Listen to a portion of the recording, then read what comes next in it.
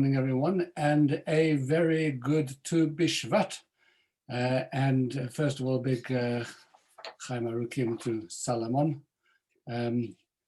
Salomon, apart from the fact that you have your site today for your father of blessed memory, Eli ben Eli, it's an easy name to remember, you have really appeared in the Tu Bishvat spirit by presenting fields and trees behind you. It was a very, very sagacious kind of selection. From all the selections you could have had, this is the one that most suits Tu Bishvat.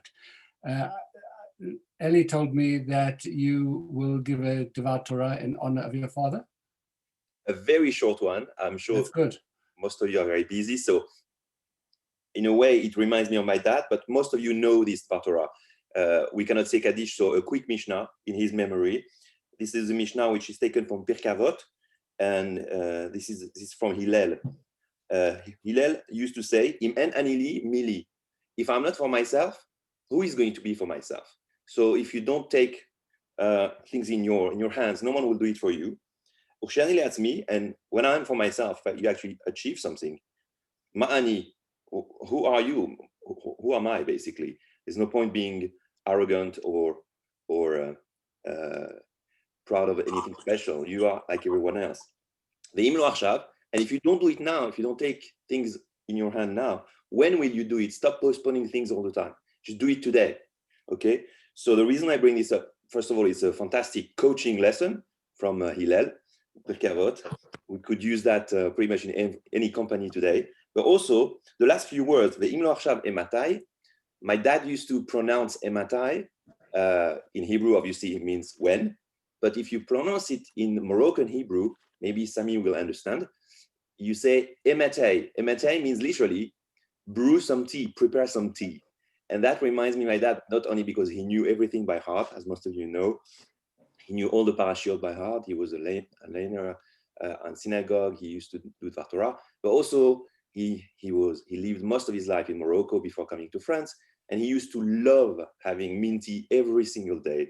So that reminds me of him, that reminds me of his Torah, and reminds me of all the Torah he actually taught me physically, but also implicitly just by sitting next to him in synagogue. I realized this year when I was running the Yom Kippur service that all my memory was coming from all the prayers he was making, and all the prayer of Yom Kippur was flowing through my head, simply coming straight from him without even learning anything. He just taught me implicitly.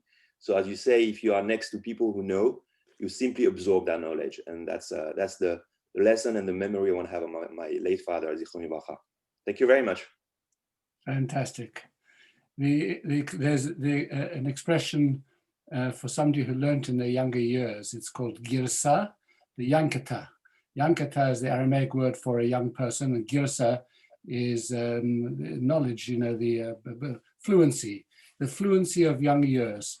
You can never, ever, ever replace that in later life. It doesn't matter how much you learn, you can become a great Talmid Chacham, full of knowledge, etc. in your later years.